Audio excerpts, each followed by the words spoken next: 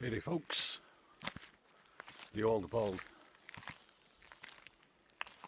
Well, I'm done with work, so I figure it's time for a brew and a smoke.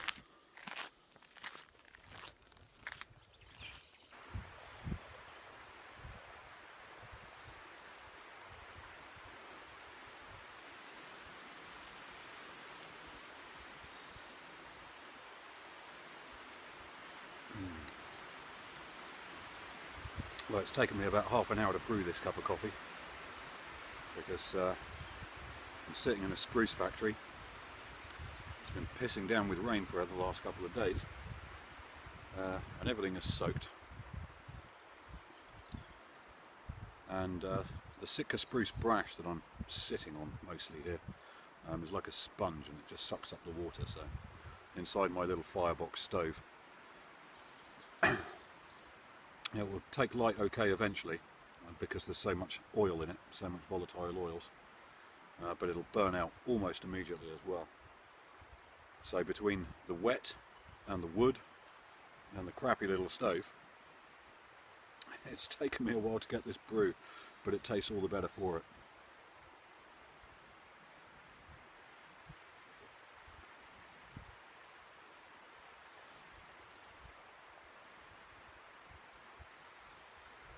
And I'm just smoking some Mellow Mallard by Dan Tobaccos that was sent to me recently in the box opening that I showed you last weekend or whenever it was. Really, really good blend, I have to say, very nice indeed.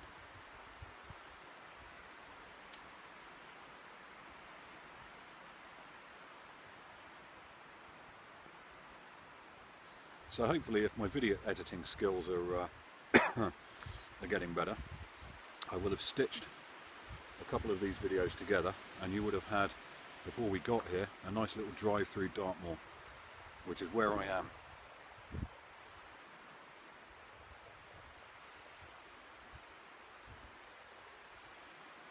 And I'm on one of the bigger Forestry Commission sites on the eastern side of Dartmoor called Fernworthy. Now, as you can see, it's a spruce factory. Personally, and I'm most certainly not the only one, I think having spruce in a location as historic and well, dramatic as Dartmoor really was some poor management decisions made by somebody back in the day.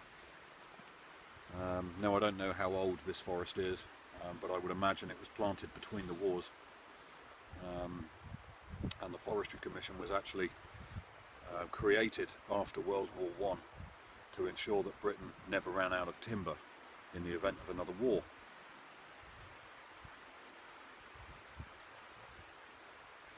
But they didn't always pick their sites well. And then, of course, in later years, we're now 100 years later, almost.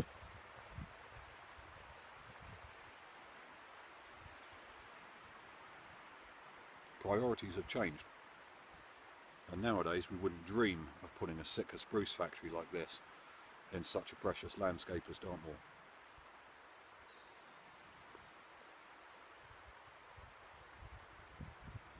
But one of the good things about this particular forest, and there aren't many, believe me,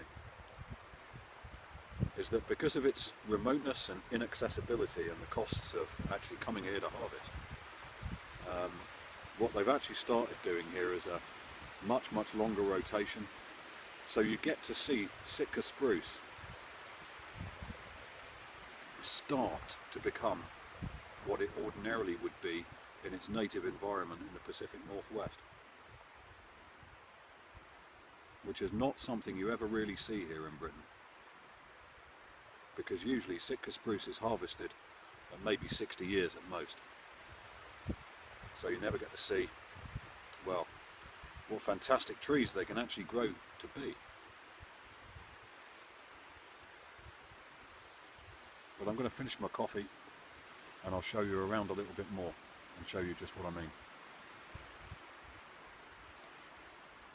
So I'm fairly certain that by North American standards, this spruce here is a baby. But believe me when I tell you that they generally are not allowed to grow to this size here in this country. Now this guy's probably somewhere in the region of 80 to 100 years old.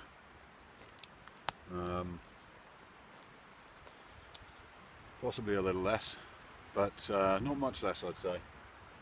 In any case,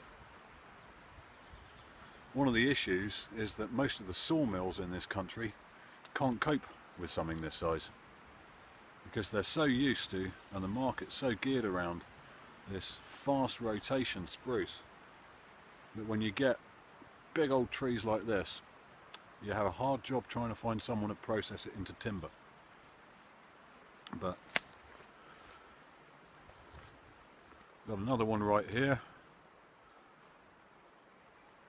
Doesn't look like much on this camera, I know, but believe me, he's quite impressive.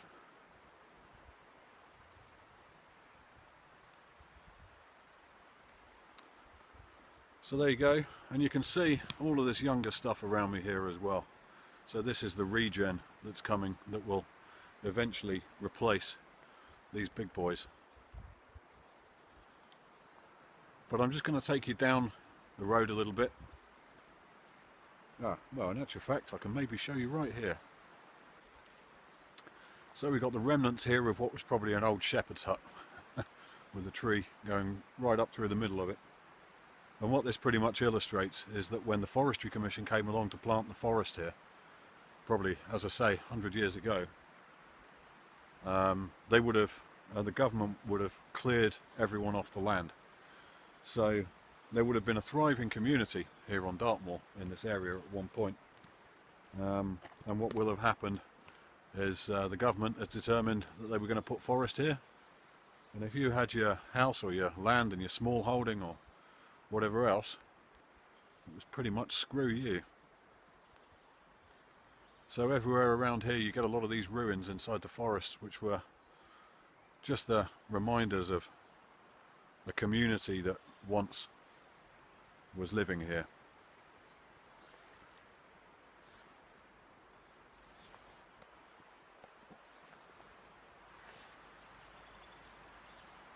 So that's how the forest's looking now over there.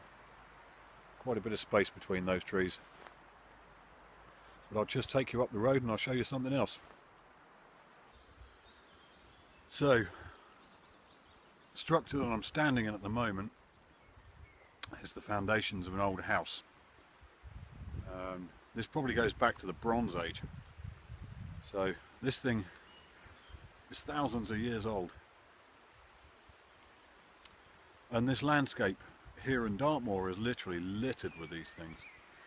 So beyond, way beyond the time that the Forestry Commission came here and started planting trees, we had civilizations thousands of years ago, which we still have the remnants of right here. But again, as I say, it begs the question, what kind of numpty would plant a spruce forest on top of a history like this? Beggars belief, doesn't it? Well, I reckon I'm going to run out of space, but you folks take it easy, and I'll catch up with you again soon.